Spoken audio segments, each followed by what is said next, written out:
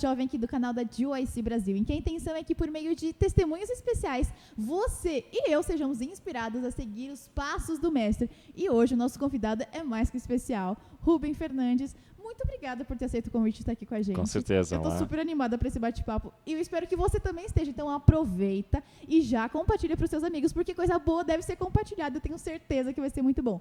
Além disso, também dá um like aqui no vídeo para o YouTube e falar assim, nossa, esse conteúdo é sensacional, vou compartilhar. Aí o algoritmo evangeliza aí também, tá bom? Muito obrigada, pessoal que está assistindo a gente. Então manda para todo mundo. E para a gente começar 100%, vamos fazer uma oração? É para deixar com gostinho de quero mais desde o início, tá bom? Oremos. Querido Pai, Senhor, nós pedimos para que o Senhor se faça presente agora neste momento, que tudo que seja dito seja para a Tua honra e para a Tua glória, e que por meio desta vida especial do Rubem Fernandes, pessoas possam ser transformadas, entendendo o plano que o Senhor tem para a vida de cada uma delas. Pai, esteja conosco neste momento, e obrigada por essa oportunidade. Em nome de Jesus, amém. Rubem, assim, se por exemplo alguém caiu aqui de paraquedas, conta um pouquinho sobre a sua... quem que você é e tudo mais. Se porventura não conhece, você precisa conhecer. Aproveita, segue no Instagram, é ruben.br.fe. ruben.fe.pt no Instagram. Eu troquei, é isso aí, exatamente. E no YouTube é Fé e Evidências. Ai, perfeito. Então dá uma olhadinha lá, que é um conteúdo muito bom, você precisa assistir tudinho. Então, assim, atualmente com o que é que você trabalha? Como que funciona? Ora bem, atualmente eu estou 100% dedicado à missão. Portanto, houve recentemente uma grande transformação na minha vida, não é? Portanto, eu fui empresário durante 25 anos. Durante 25 anos, o Senhor me orientou a ter uma empresa que foi não só uma bênção para a minha família, mas também uma bênção para muitas famílias. E recentemente, se calhar até podemos depois falar sobre isso, recentemente vendi a minha empresa, portanto, neste momento estou focado 100% na missão de levar o Evangelho aos outros. Que incrível! Então é nesse ponto justamente, essa vida transformada. Como que funcionou essa questão da empresa que você teve? Como que surgiu? De onde veio? A gente quer saber todo o babado. Ora bem, eu sou... como é que eu vou dizer isto? Desde criança que eu tinha apetência para os computadores, ok? Portanto, eu aprendi a programar aos 10 anos, sozinho, ok? Então, eu passava horas em frente ao computador. Além de todas as diversões que tinha ao computador, eu gostava muito de programar, de fazer jogos, de fazer programas, e então sempre foi uma paixão que eu tinha, sim. Então, quando chegou a altura de escolher a faculdade... obviamente que eu fui para um curso ligado à informática, então eu estudei Engenharia Informática. Sim, sim. Só que eu não cheguei a terminar o curso, eu fiquei no último ano. Porquê? Porque eu no segundo ano, quando eu comecei a namorar, eu tive um propósito, que é, eu e minha esposa tínhamos o propósito de começar a trabalhar nos tempos livres, como um hobby, não é? Para ir juntando algum dinheiro para o nosso futuro casamento. Pensou em tudo, gostei. Exato, então foi assim que eu comecei a trabalhar, portanto nós montávamos, na altura os computadores eram muito caros, estamos a falar em 98, 99, ok? Então o que é que eu fazia? Eu comprava os componentes todos do computador, eu montava o computador, instalava tudo, preparava tudo e vendia aos meus amigos, todas as pessoas que quisessem comprar, que assim ficava muito mais barato do que comprar na loja. E foi assim que começou, não é? Começou um hobby, mas depois o hobby começou a tomar muito do meu tempo, começou-se a tornar uma empresa, ao ponto de que os estudos começaram a ficar para trás.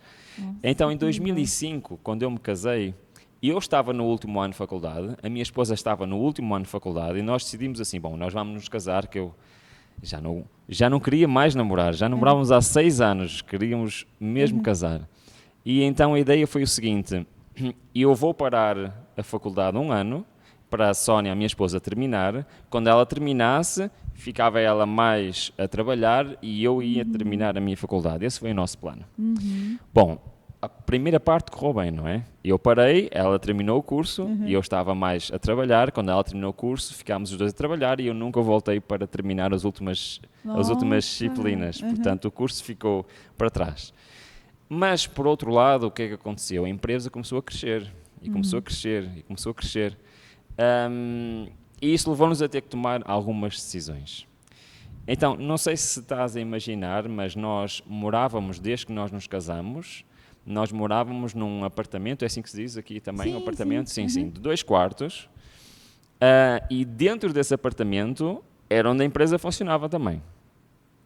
Tínhamos mais de 100 computadores espalhados pelo apartamento. Uau! Tínhamos componentes Uma espalhados. casa extremamente high-tech, né? Exato. Por todo, portanto, um dos nossos quartos, nós abríamos o armário, não é? Onde devia estar a roupa, o que é que estavam? Memórias, processadores, motherboard. Adorei. A nossa garagem, em vez de ter as coisas normais de uma garagem, estavam todas cheias de caixas, de motherboards, de componentes.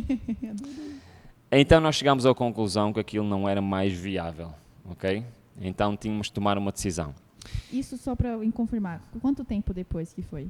Bom, nós começámos a trabalhar como hobby em 1999, em 2005 casamos, Sim. e 2007 estava a começar a ser impossível trabalhar num apartamento, não é? Entendi. Porque nós tivemos um dos primeiros negócios online em Portugal. Em 2001 já tínhamos uma loja online. Nossa, Europa. Portanto, provavelmente foi uma das primeiras lojas online em Portugal. Sim. Tudo. E então, o que é que aconteceu? Eu sou uma pessoa de números, ok? Gosto muito de matemática, gosto muito de números, funciono de forma lógica e racional, não é? Talvez por eu ser disléxico, não é? As letras nunca foram a minha paixão, até me apaixonar pela palavra de Deus, aí as letras começaram a ser a minha paixão. Mas o que é que aconteceu? Eu comecei a fazer contas. Ora, nós estávamos num apartamento alugado e pagávamos uma renda. Pagávamos a conta da água, a conta da luz, a conta da internet. Se eu fosse alugar mais um espaço para ter a empresa, era mais um aluguer, mais uma conta de água, mais uma conta de luz. Ok? Então eu comecei a fazer as contas e dava muito dinheiro. Então nós tivemos uma ideia. Então porque é que nós compramos uma casa, que passa a ser nossa, uma casa onde tínhamos um espaço grande onde possamos trabalhar? Que nós não precisávamos ter uma loja mesmo. Um anexo, né? Sim, um anexo, uma garagem grande, onde nós pudéssemos ter o material, pudéssemos trabalhar, onde pudéssemos montar os computadores, já que era uma empresa online, servia perfeitamente. Então, essa foi a nossa ideia. Estávamos em 2008, ok? Um pouquinho antes de começar uma grande crise que houve financeira, ok? Eu era criança, mas eu lembro. Isto vai fazer parte da história. Então, o que aconteceu? Nós tivemos esta ideia e nós fomos a um corretor imobiliário, não é? Um senhor pedir, queríamos ver casas até um determinado valor. Então, ele andou-nos a mostrar algumas casas, mas não era bem aquilo que nós precisávamos. Até que um dia, a regressar de uma das visitas, o senhor disse assim, olha, eu tenho uma casa que fica a caminho para irmos embora. Eu sei que está fora do vosso orçamento, mas já agora vamos passar lá. Olhou tantas casas já, né? Sim. E eu até gosto de ver casas, por isso eu não me importo.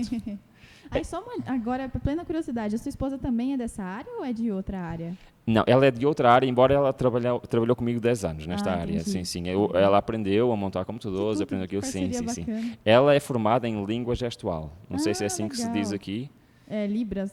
Libras, exatamente. Entendi, Sim. Legal. Mas ela nunca exerceu o curso dela. Ela começou a trabalhar comigo e trabalhou durante 10 anos. Entendi. Legal. Então, nós chegámos à conclusão que precisávamos de contratar pessoas, não é? Precisávamos de um espaço maior, não dava mais para ser um apartamento. Então nós fomos ver a casa e chegámos lá e a casa era espetacular, não é? Era a casa. Era a casa, exatamente. Tinha uma garagem enorme, que haviam 7, 8 carros na garagem. Dava perfeitamente, era mais do que nós precisávamos. Mas o preço estava acima daquilo que eu achava que era seguro para nós. Então nós viemos embora, mas eu em casa comecei a pensar, bom, o não está garantido, porque é que não façam uma oferta? Exato. Ok. Então nós fizemos uma oferta e, para nossa surpresa, a resposta foi que sim. Bom, nós achamos assim, bom, vamos lá, não vamos ao banco, ver, realmente, tratar do processo, ver se nós conseguimos comprar esta casa. Mas quando chegámos ao banco, nós lembrámos-nos, ou melhor, o senhor lembrou-nos de algo, que era, em Portugal, para comprar uma casa, é preciso alguns documentos. Um deles tem um nome que chama-se Declaração de IRS. O que é isto? É uma declaração que comprova os teus rendimentos do ano anterior. De renda, ok? E não é possível comprar ou ter um empréstimo financeiro sem esse documento. E o que é que acontecia? Eu, quando comecei a trabalhar, aquilo era um hobby. Então, a empresa não estava em meu nome, estava em nome do meu pai, porque ele tinha uma empresa e eu vendia pela empresa do meu pai. E no ano anterior eu tinha passado Para o seu nome. para o meu nome, há bem pouco tempo. Ou seja, eu não tinha declaração de O IRS. target, Então o senhor disse, olha, não é possível, é impossível. E eu disse, mas pronto, podemos tentar na mesma? E ele, podemos tentar, mas sem este documento não é possível obter um empréstimo. E ele disse, bom, mas têm uma solução. Se arranjarem um fiador, é assim que se diz aqui também, sim, fiador, é. então podem ter um empréstimo. Então eu fui para casa a pensar e abri a palavra de Deus. E o que é que a palavra de Deus diz sobre fiadores? Diz que não é uma boa ideia. Então eu voltei ao banco, nós voltámos ao banco e dissemos, bom, nós não queremos fiador. Então ele disse, eu lamento, mas não é possível. E eu perguntei assim ao senhor, mas perdemos alguma coisa em tentar submeter os documentos? E ele, bom, tem um custo de processo, são 300 euros, 300 euros não é muito, bom, são Naquela época, 1000 e poucos reais, e não é um valor, mas... É. E eu disse, bom, vamos arriscar também, se perder esse dinheiro não há problema. Rubem, até uma questão, até para quem está em casa, para a gente ir vendo a história, eu adoro, e assim, e podendo entender lições especiais. Você comentou que você fazia, mas depois de consultar o que a palavra de Deus falava sobre algumas coisas que você poderia ter dúvida ou não tinha segurança, né? Então, até para quem está em casa, você tem alguma dúvida, procure na palavra de Deus. E até como a gente tem ouvido bastante, para a gente não terceirizar isso, para a gente mesmo fazer e a gente buscar, eu acho que é importante, né? Então nós submetemos os documentos e ficamos a orar ao Senhor, Senhor, se for a tua vontade, tu é que sabes, não é? Bom, passado uma semana, talvez no máximo 2 semanas, recebo uma chamada lá do banco. E o senhor estava assim um pouco estranho, que ele disse assim, olha, vocês fizeram alguma coisa? E nós, não fizemos nada. É que eu não sei o que é que aconteceu, mas o empréstimo foi aprovado. Mesmo tendo... Nossa! Então, não tínhamos fiador, não tínhamos o documento e o empréstimo foi aprovado. Mas agora, um detalhe que isto é muito importante. E exatamente nesta altura, entre nós termos feito a oferta pela casa e temos submetido os documentos, sabes o que é que aconteceu? Rebentou a grande crise financeira. E o que é que aconteceu? Todo o crédito imobiliário foi parado. Tudo foi parado. E foi exatamente nesta altura que ele foi concedido. Uau! Então o senhor do banco disse assim, isto é impossível. Mesmo que vocês tivessem os documentos todos, não era possível vocês terem empréstimo neste momento. Nossa Senhora! E eu não sei o que aconteceu, mas o vosso empréstimo foi aprovado. E o mais incrível é que... Deus providencia tudo. O mais incrível é que quando nós fizemos a simulação inicialmente, quando íamos pagar, nós íamos pagar um valor. A taxa de juros estava a 5%. Era um valor alto, mas nós conseguimos comportar esse valor. A crise começou em novembro, dezembro, ok? E, entretanto, passa algum tempo até fazermos a escritura da casa, assinamos os documentos, tudo, e então a casa passava para o nosso nome e começámos a pagar o empréstimo. A primeira prestação foi em fevereiro. Quando veio a primeira prestação, era metade do valor que estava na simulação. Uau! Porque quando a crise rebentou, a taxa de juros desceu imenso. Caramba! Então, em vez de pagar o valor que íamos pagar, começámos a pagar metade. Para aquela casa que era muito acima do patamar muito acima que nós dava, podíamos. e ela era perfeita. E ela era perfeita. E depois ainda aconteceu mais, que ao longo daquele ano a taxa de juros foi descendo. E nós, durante 10 anos, que foi o tempo em que nós tivemos a pagar a prestação da casa, porque entretanto, ao fim de 10 anos, pela graça de Deus, nós conseguimos liquidar o restante da casa. Durante 10 anos nós pagámos o valor mensal 1/3 do que era a simulação inicial do que iríamos pagar. Uau! Ou seja, nós compramos a casa, não só a casa certa, mas no momento certo e de uma maneira impossível. E eu não tenho dúvida, tudo isso foi entregue com muita oração e muita, assim, pedido para que Deus guiasse todas as coisas. Deus né? é o Deus do impossível quando nós permitimos. E eu quero dizer isto, quando eu fui visitar aquela casa, quando eu saí do portão daquela casa, alguma coisa me dizia, é esta a casa. Mas eu pensava a mim, mas como? Isso é impossível, o valor é impossível, não dá. Mas o Deus é o Deus dos impossíveis. Até eu acho interessante que me lembrou que a irmã White fala, Deus espera que nós peçamos com as coisas grandes para Ele. Não que a gente se contente com pouco, mas que a gente peça coisas grandes, não no sentido material, que eu quero dizer, mas quando a gente pensa que Deus é o Deus do impossível, Ele pode fazer grandes coisas por cada um de nós, né? E o mais interessante é que naquela garagem, esta empresa tornou-se a maior empresa em todo Portugal daquela área. Gente, chocada. Que legal. E é muito interessante que nós não imaginamos o que é que Deus pode fazer. Mas no meio de toda esta história, já vou contar mais alguns detalhes, aquela casa foi uma das maiores bênçãos que Deus nos trouxe, tanto a nível financeiro, como a nível de trabalho, mas também como a nível familiar. E nós já não moramos nessa casa, Deus deu-nos a bênção de podermos construir a nossa casa, a casa dos nossos sonhos, não é? Que legal. Mas de facto aquela casa ficou na história. Porque, e agora vou só dar mais um detalhe, começámos a primeira prestação a pagar metade, passou a um terço, no momento em que nós vendemos a casa, foi há poucos anos atrás, antes das taxas de juros começarem a subir. Foi exatamente no momento certo. Deus tinha já isto tudo planeado desde o início. Nós não sabíamos. Mas quando entregarmos as coisas na mão do Senhor, Ele tem milagres extraordinários. Ele cuida de todos nós e os planos dele são bons, né? Perfeitos Exatamente. e agradáveis. Essa é a vontade dele. Agora, como eu te disse, eu já não tenho essa empresa. Tá, e agora? O que é que aconteceu nesse meio tempo? Ora bem, isto é assim. Foi uma aventura. A gente gosta de ouvir aventuras. A minha vida tem sido uma aventura. Literalmente, porque você Sim. também vai fazer um merchan do que você está fazendo hoje em dia, né? Então, em 2013, depois de eu ter mudado para aquela casa, a empresa começou a crescer e começou a ser conhecida a nível nacional. Okay? Nós entramos pela área da distribuição, não sei se é assim que se diz aqui, portanto, venda por grosso. Nós não vendíamos, o nosso negócio principal não era vender ao cliente final, mas era vender para as lojas, vender para os distribuidores. Business, né, que a gente fala. Então, e nós começamos a tornar-nos alguém importante na cena da distribuição, ok, a nível nacional. E as pessoas começaram a ouvir falar, quem é que são estes, não é? E então, alguém que já estava há bem mais tempo, tinha uma empresa grande, em 2013, já um bocadinho antes, tornou-se nosso cliente, ok? Nós tínhamos uma linha diferenciada de produtos, ele tornou-se nosso cliente. Em 2013, ele marcou uma reunião comigo, vem ter comigo e diz o seguinte: olha bem, eu quero comprar a tua empresa. 2013. E eu, só para eu pegar certinho, foi da meada. Uma pessoa ou foi uma empresa que falou com você? O dono da empresa veio ter comigo e ele queria comprar a minha empresa e integrar na dele. Então, o que é que acontece? E ele disse assim, eu quero-te oferecer, ele ofereceu-me uma verba de dinheiro, não importa, eu posso dizer a verba, portanto eram 150 mil euros, em reais não sei quanto é que será, mas talvez uns... Bastante coisa, hoje em dia.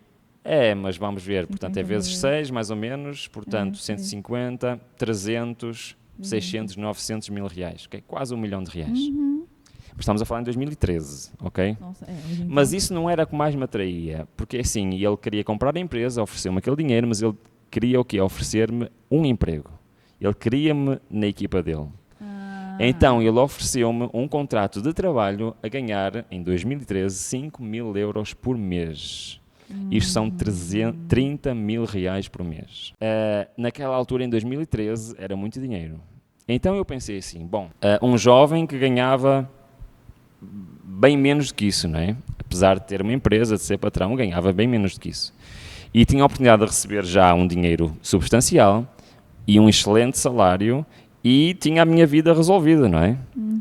Então eu vim para casa bastante entusiasmado, numa altura em que nós tínhamos acabado de perder a exclusividade com a Microsoft, nós tínhamos a exclusividade em software da Microsoft em Portugal, porque houve uma empresa que fez uma marosca, assim que se diz aqui também, fez uma manobra, entendi, não é? Tá. Para nos retirar o nosso contrato, entendi. Sim, manipulou, fez uma queixa falsa para conseguir...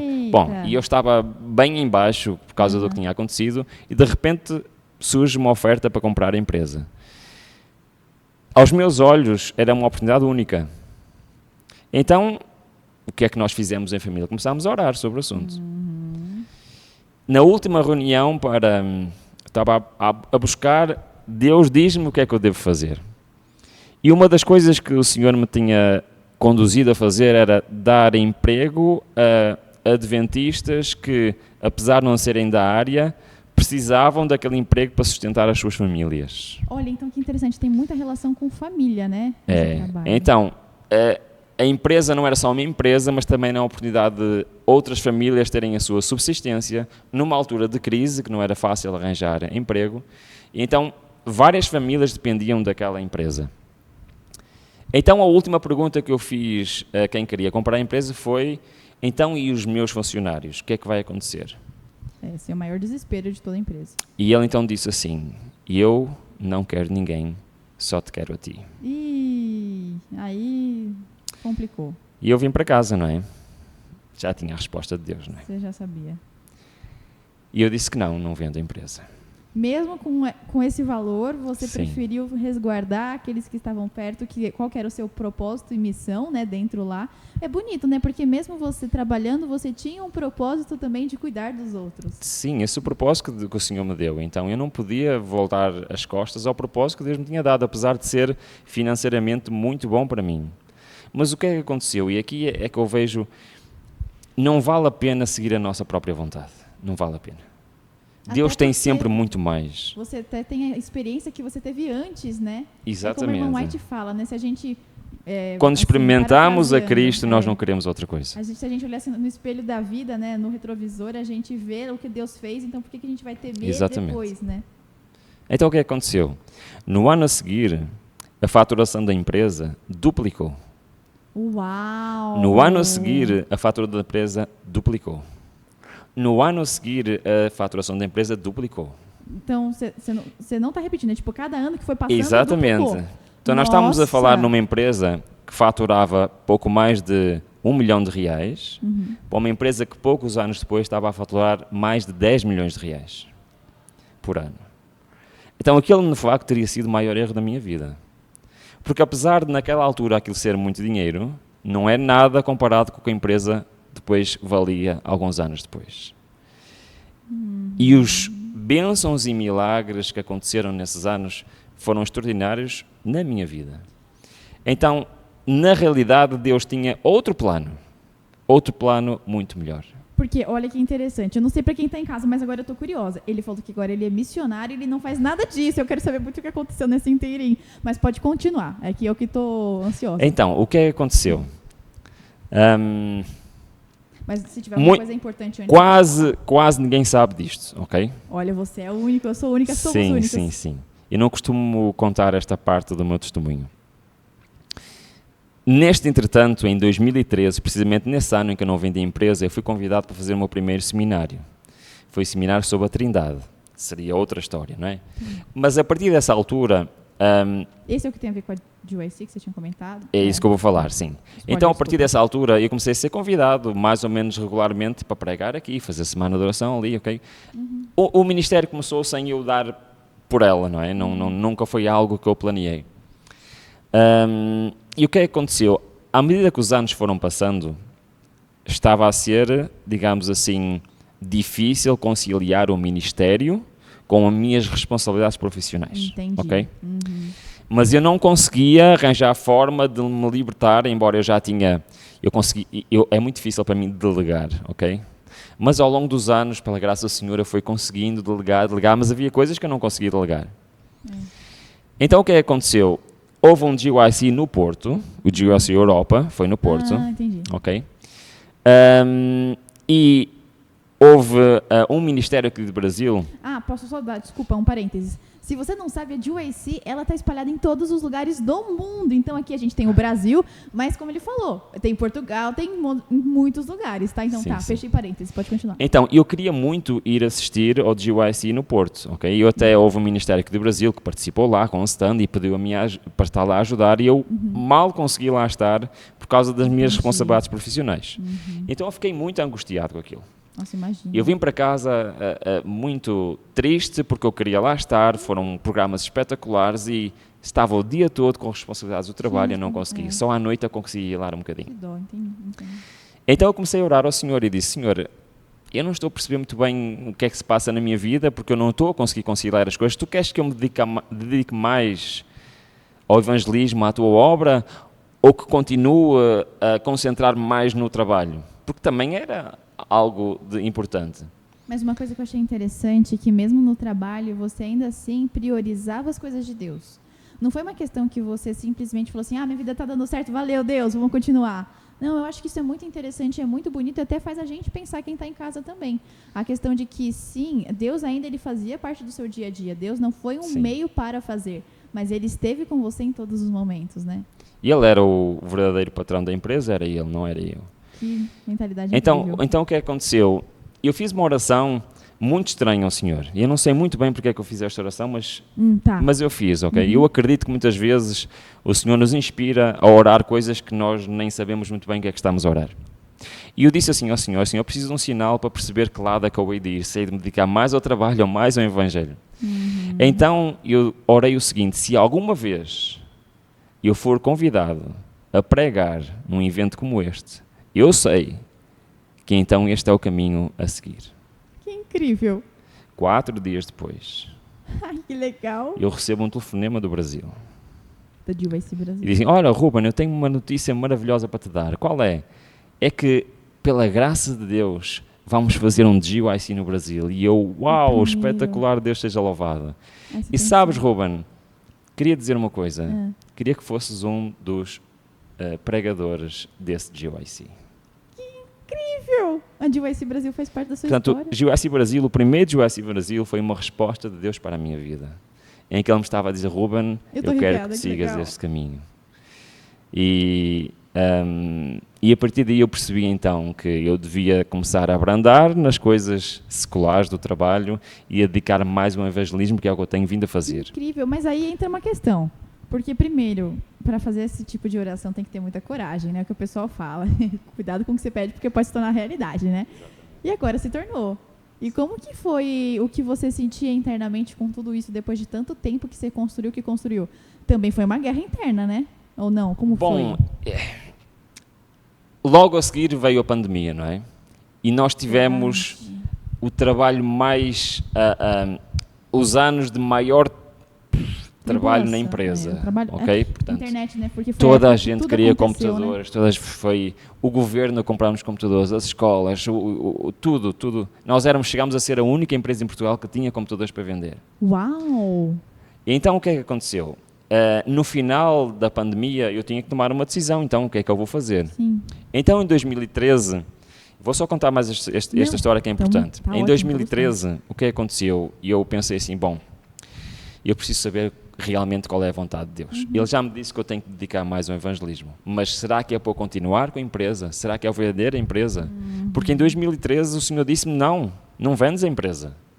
E eu estava com medo de me precipitar, não é? E estar a fazer algo que não devia fazer. Então eu orei ao Senhor e eu pedi especificamente estas coisas.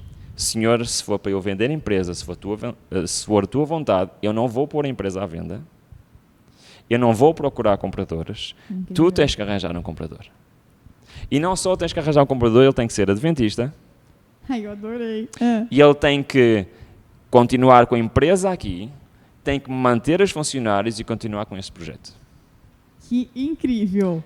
Foi o que eu pedi ao Senhor. Senhor, se tu queres, tu é que sabes, tu é que tens que solucionar o problema. Interessante, porque a questão de lançar nas mãos de Deus, né, como fala em Mateus 28:11, né, lançar sobre ele toda a necessidade, e quando a gente entende toda a necessidade, é todas as coisas mesmo. Sim. Então, entregar para que ele cuide e ele Sim. resolva. Não porque você simplesmente fala assim, não, Deus, eu não quero. Não, mas se ele sabe o que é melhor, ele vai conseguir guiar e vai fazer as coisas, né? Porque assim, o estatuto que a empresa tinha no mercado, bastava eu pegar no telefone e telefonar a um concorrente meu, olha, queres... E era fácil, mas não era isso que eu queria, porque isso ia fazer com que todos os meus funcionários fossem para o desemprego. E o projeto não ia continuar, ok? Então, esse foi o pedido que eu fiz a Deus. Então, foi no meu escritório um dia, ao final do dia, já todos tinham ido embora, eu levantei-me, fui para o carro para ir buscar o meu sogro. No caminho de ir buscar o meu sogro, o telefone toca.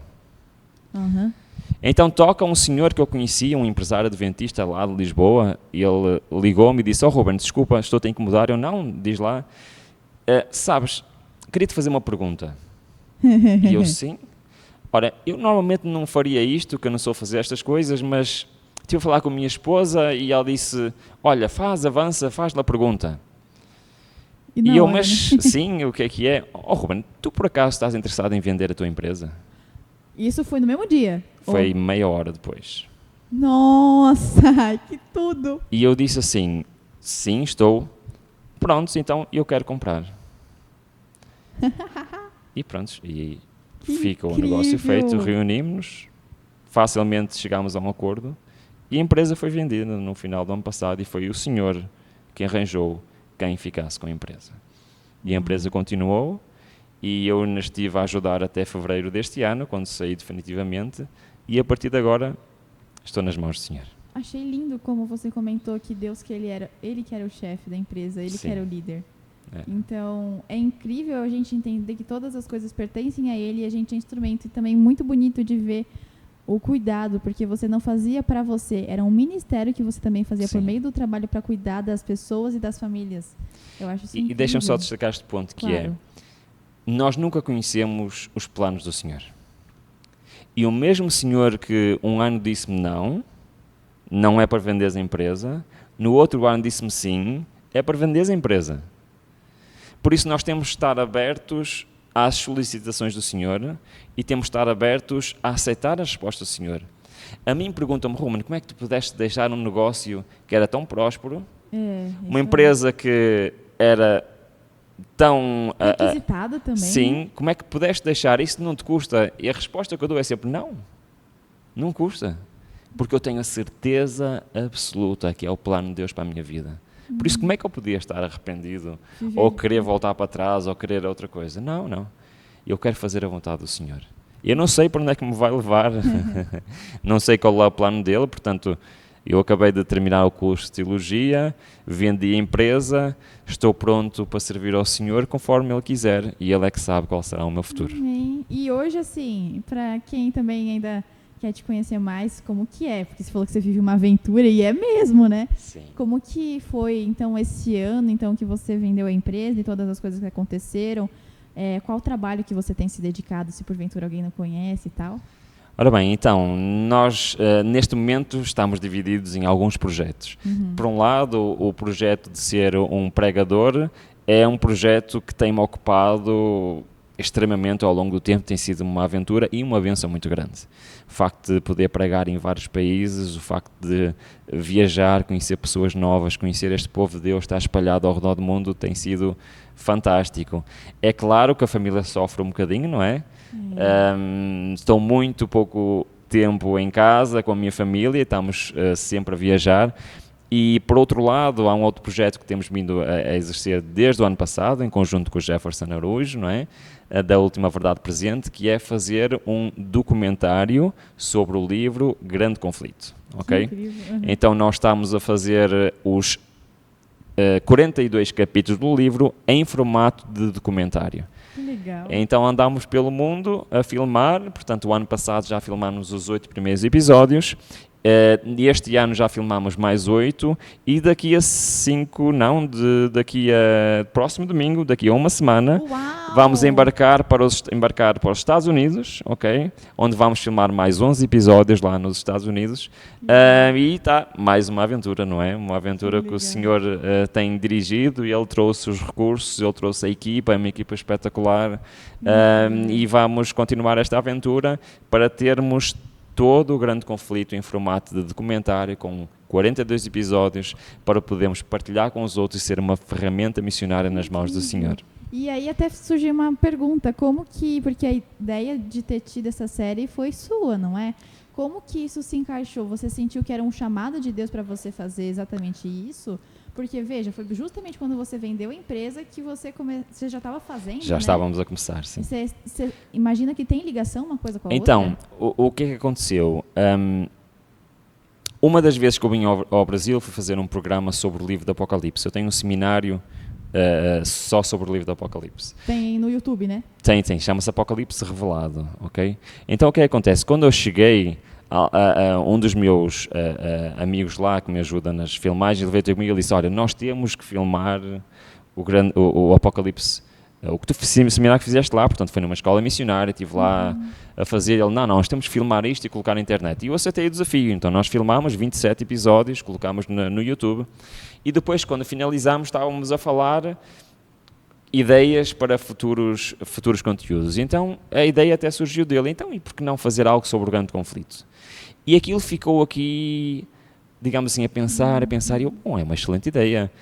E inicialmente a ideia era fazermos lá no estúdio, não é? 42 episódios a falar sobre o grande conflito, mas depois eu pus-me a pensar, porque eu conheço vários dos sítios, já tive vários sítios onde acontecem as coisas, seria incrível fazermos lá nos sítios em que as coisas aconteceram.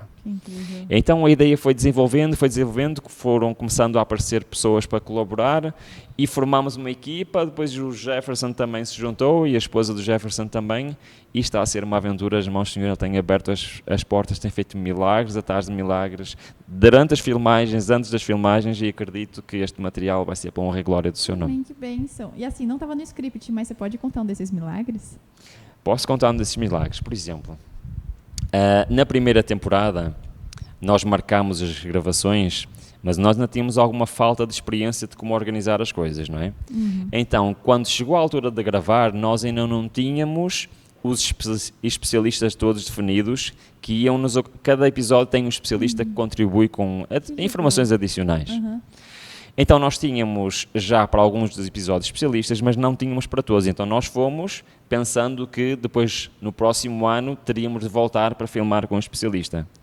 Mas aconteceu uma coisa incrível. Todos os países em que nós estivemos a filmar, que nós não tínhamos especialistas, lá no sítio apareceu um especialista. Lá nos lugares. Que incrível! Deixa-me só contar esta que é rápida. Claro, adoro. Nós chegamos a Piemonte, no norte da Itália, no sítio dos Valdenses, para filmar. E já era quase final do dia, já estava a ficar a luz um bocadinho escura, mas o nosso produtor disse, não, vamos aproveitar já para filmar alguns takes. Então lá tem uma igreja, a igreja dos Valdenses, e eu estava a filmar um take em que eu estou a sair da igreja, a dar a volta à igreja, não é? Que era a introdução para aquele episódio, e eu vejo ao fundo a Sónia a conversar com alguém. Ok? Estava a conversar com uma senhora e, pelos vistos, a senhora disse, a Sónia estava a explicar o que estávamos a fazer, a minha esposa, e a senhora disse à Sónia, olha, eu vou chamar um jovem, que ele vem aqui, que ele percebe disto tudo, vem já falar com vocês. Então eu estou a filmar, não é? E estou de frente para onde está a Sónia e vejo sair lá da casa, que são as casas antigas, onde é as casas dos Valdenses, sai de lá um jovem e eu a filmar e eu assim, eu conheço aquele jovem. E estou a filmar, entretanto o take termina e eu digo ao Walter, que é o nosso produtor, espera um pouquinho. E olhei melhor e era o Max. Quem é que era o Max? O Max era um jovem que era o diretor da escola missionária do Amazing Facts na Europa. Ai, que tudo! E eu conhecia porque eu era professor lá na escola missionária do Amazing Facts. Entretanto, ele casou, foi viver para outro país, foi viver para a França, mas depois teve lá uns problemas que não podia fazer homeschooling ao filho. Entendi. Então ele mudou-se e foi viver para onde? Lá para os Valdenses. E o que é que ele fazia? Era guia dos grupos que iam lá aos Valdenses e ele sabia tudo sobre os Valdenses. Incrível. Então eu cheguei lá, olá Max, tudo bem? Demos um abraço. Max, desculpa, o que é que tu fazes? Ele lá explicou, por acaso amanhã queres gravar connosco? Sim, era espetacular. Então no dia seguinte ele andou o dia todo connosco, ajudou-nos a ir aos sítios, gravámos com ele e ficou um episódio fantástico. Episódio 4, o grande conflito com o Max, é fantástico. Então Deus providenciou o especialista que nós não conseguimos arranjar em todos os sítios que nós fomos e que não havia especialista. Uau, Deus é um Deus de milagres. Que Mesmo. incrível. E para sua obra ele não só chama a gente, mas ele providencia os recursos. Amém. E você comentando essa história, a sua família pode colaborar com você na missão, por mais que você fosse pregar em vários lugares, a sua família está te acompanhando nesse processo? Sim, neste projeto minha filhinha vem, que especial. a Sónia vem, ela faz a parte da fotografia, a minha esposa. Que legal. Sim, então é uma aventura e vamos todos. Missionária, que especial. Sim. A equipa somos 8 pessoas, incluindo a minha filha, então nós vamos sempre filmar, às vezes temos algumas pessoas extra que nos acompanham, agora na viagem pela Europa tivemos um casal da Suíça, um casal português que vive na Suíça, que nos acompanhou 10 mil quilómetros pela Europa toda para nos ajudar nas filmagens e que foi outra providência que Deus nos deu. Nossa, que incrível. Eu só vou fazer um merchan. Se você que está aí na sua casa A gente fez um Joyce Talks muito especial aí no futuro. Eu tenho que lançar aí no YouTube, então eu não sei qual que vai sair primeiro, então eu peço desculpa desde já. Mas aí dá uma conferida aí na playlist Joyce Talks que teve o Rubem Fernandes e o Jefferson Araújo, que eles falaram um pouquinho mais sobre essa série, tá? Então não esquece. Além disso, também vai depois dar uma olhadinha e você vai entender lá onde você pode assistir e como que tá funcionando toda essa questão, tá bom? Nossa, Rubem, que história incrível! E assim, pensando, que Deus seja louvado pela sua vida, porque deixar todos esses tesouros, terrenos, e você focar na vontade de Deus, porque você sabia que isso é maior e mais importante para você, isso é incrível. E para quem está em casa, né, o jovem, às vezes pode se fazer algumas perguntas, né? Por exemplo, como que você tinha tanta convicção de que Deus estaria cuidando em todos os momentos? Eu acredito que você não deixava de ter os seus momentos com Deus, porque não é que nem, teve um livro que eu li que é fantástico, do pastor Josanã Alves, que é Herdeiros do Reino. Ele fala o seguinte, que para Daniel passar aqueles momentos extraordinários com Deus, ele vivia os momentos ordinários com Deus. Então eu acredito que nesses momentos, para você tomar aquelas grandes decisões, você estava com Deus no secreto, né? Você pode contar um pouquinho mais assim da sua relação com Deus durante todo esse processo? Olha, desde a altura em que eu comecei a namorar com quem é agora a minha esposa, que foi um milagre de Deus, eu aprendi que, e tem-se tornado ao longo da minha vida, tem-se tornado o meu lema de vida, que é, não importa onde eu estou, não importa o que é que eu estou a fazer, não importa quem eu sou ou o que é que eu tenho, o que importa é fazer a vontade do Senhor. Amém. E então o que é que aconteceu? Eu comecei a aprender na minha vida e eu passei a ter medo, literalmente medo, de tomar decisões que fossem contra a vontade do Senhor. E por isso eu luto com o Senhor até Ele me dar uma resposta. Por vezes são anos. Persistente na oração, não é? Por vezes são anos. Nossa, anos.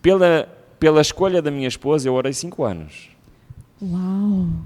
Pela vontade de estudar a palavra de Deus eu orei 4 anos. Incrível. E aí, só o merchan para quem está em casa. Sobre a sua esposa, você contou em uma plenária da GYC, né? Sim. Então, acaba de assistir aqui, depois você vai...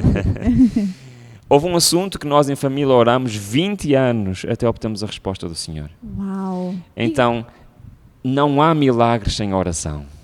E até pegando... Tá, pode falar. Depois Então, não vale a pena nós acharmos que Deus vai intervir na nossa vida, acharmos que Deus vai dirigir ou vai fazer um milagre na minha vida, se eu não tenho uma vida de oração. Isso é impossível.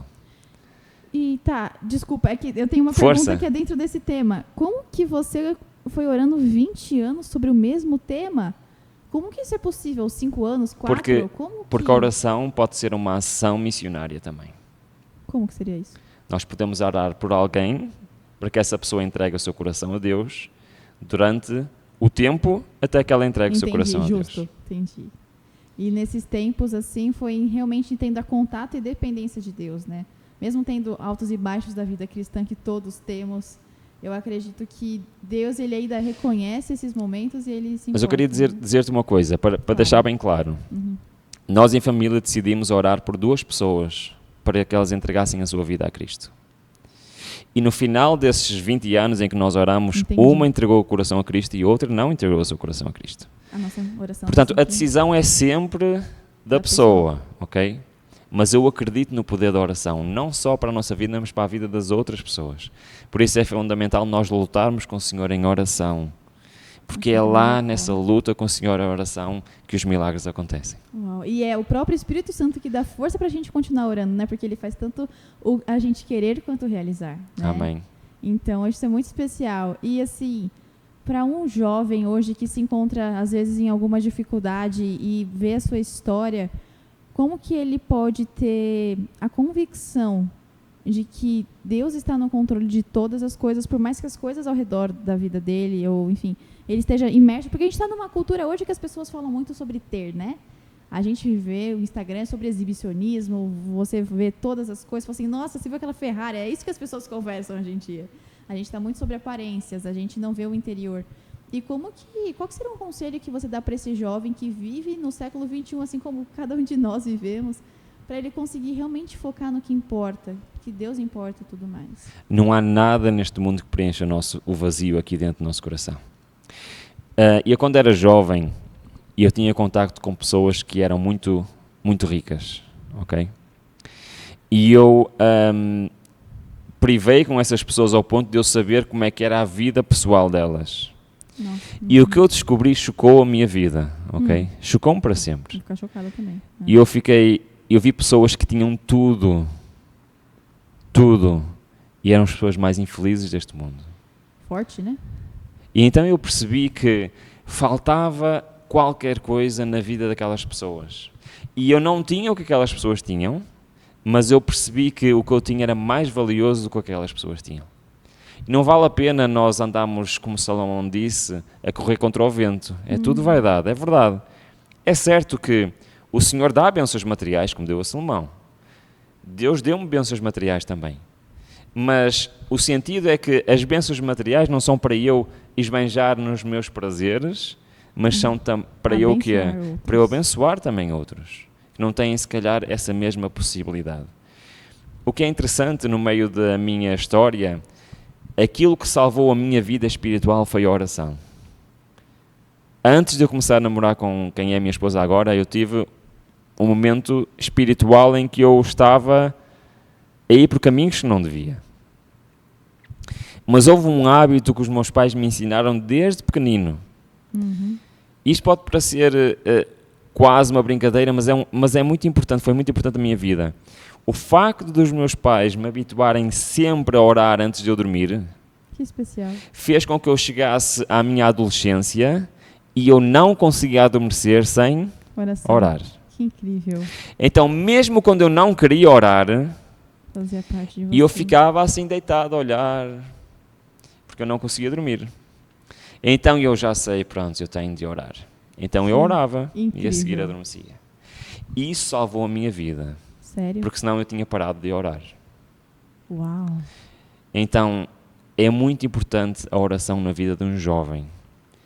E um pai, a melhor coisa que pode fazer é ensinar o hábito da oração ao filho e orar pelo filho, porque meus pais sempre oraram por mim, mesmo quando eu não estava nos meus, digamos assim, no meu melhor espiritual. Portanto, a oração é tudo na vida de um cristão. Incrível. E assim, pensando nesse aspecto da oração, como que você poderia dizer para um jovem que às vezes tem dificuldade de orar, enfim, não sei quem está em casa, pensando em quem está em casa, como que pode desenvolver esse hábito se não tem, se não passou por uma história parecida com a sua, ou se tem dificuldade, não entende?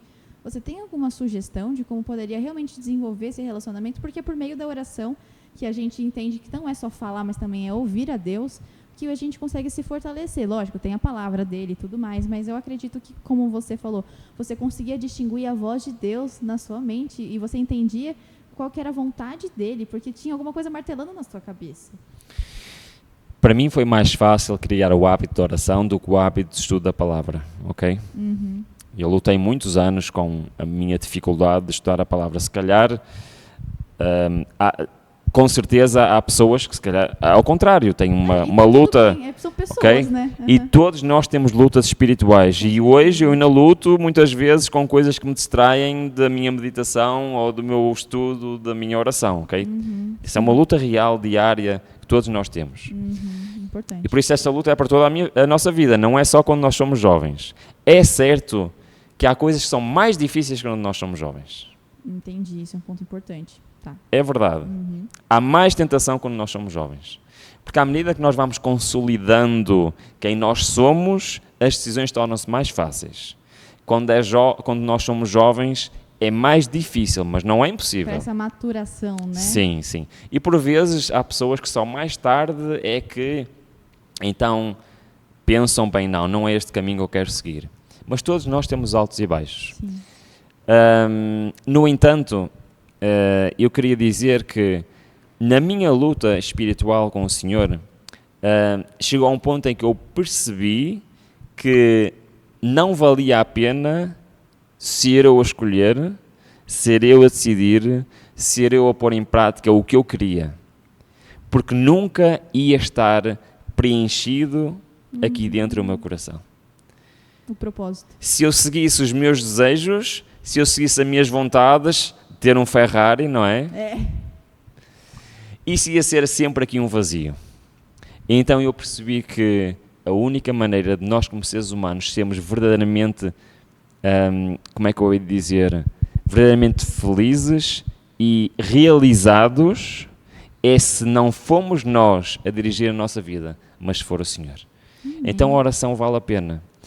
E há uma coisa interessante que é, as pessoas habituam-se a fazer coisas muito estranhas. Eu conheço pessoas que bebem e comem coisas que só o cheiro, para mim, aquilo é horrível. E como é que elas gostam daquilo? Porque foram-se habituando, ok? Quando o apóstolo Paulo diz que nós devemos nos oferecer como sacrifício vivo perante o Senhor, isto não é literal. Não, sim. É simbólico. Sim. O que é que ele quer dizer com isto? Pra gente se entregar e assim, você... Não, pode falar. Não, podes continuar. O que é que ele quer dizer com isto?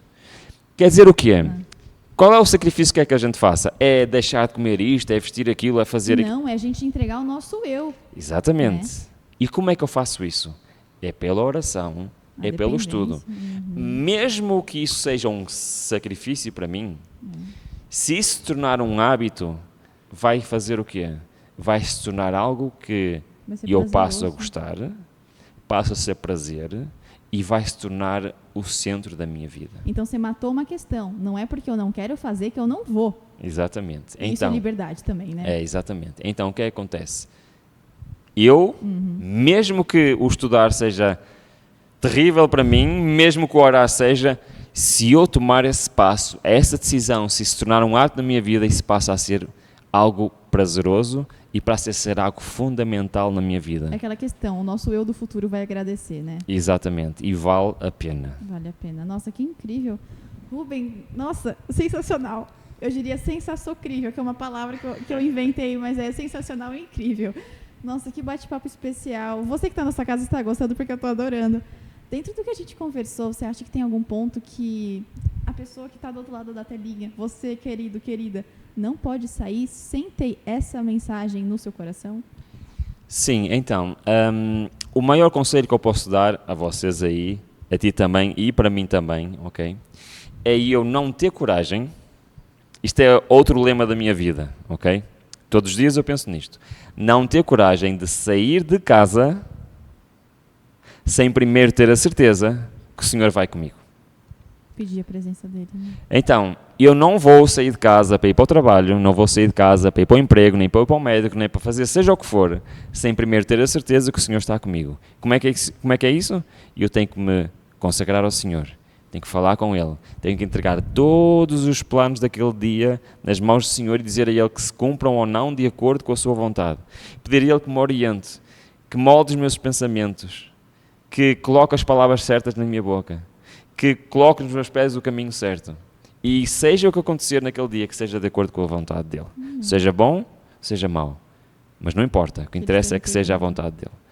Então que tenhamos essa coragem. Então vamos começar a ver os milagres de Deus na nossa vida. Amém. Deus seja louvado. Vale a pena entregar tudo para viver o que Ele tem vale a pena. Pra gente. Nossa, que especial. Nossa, meu coração está quentinho. Eu espero que o seu também esteja.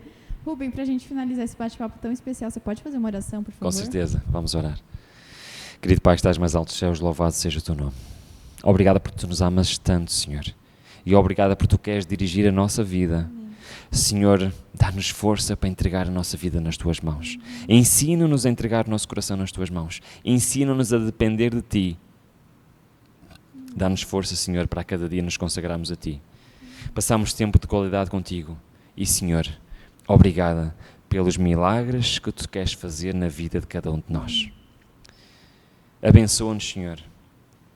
Faz de nós homens e mulheres consagradas a ti. Homens e mulheres que respiram o ar do céu, bom Pai, aqui nesta terra. Ajuda-nos, Senhor, a cada dia. E, sobretudo, ajuda-nos a levar o Evangelho eterno àqueles que nos rodeiam. Ajuda-nos a ser instrumentos nas tuas mãos. Porque nada é na nossa força. Nada é no nosso poder. Tudo é na tua força e no teu poder. Obrigada, Senhor, em nome de Jesus. Amém. Amém. Rubem, novamente, muito obrigada por ter aceito o convite. Esse bate-papo foi super especial. Foi um prazer. Jovem. E para você que está em casa, não esquece de compartilhar, dar o like aqui no vídeo, comentar o que você achou, se você também ficou chocado com muitos momentos que nem eu, conta aqui embaixo. E que a gente possa realmente ter no nosso coração de que Deus ele tem os melhores e maiores planos para a gente. mas que a gente também tem que se entregar e pedir a bênção dele todos os dias. A gente fica por aqui, o Pegada Jovem, que por meio de mensagens especiais, testemunhos tão especiais quanto os do Rubem, que a gente possa se inspirar a seguir os passos do Mestre. Até mais!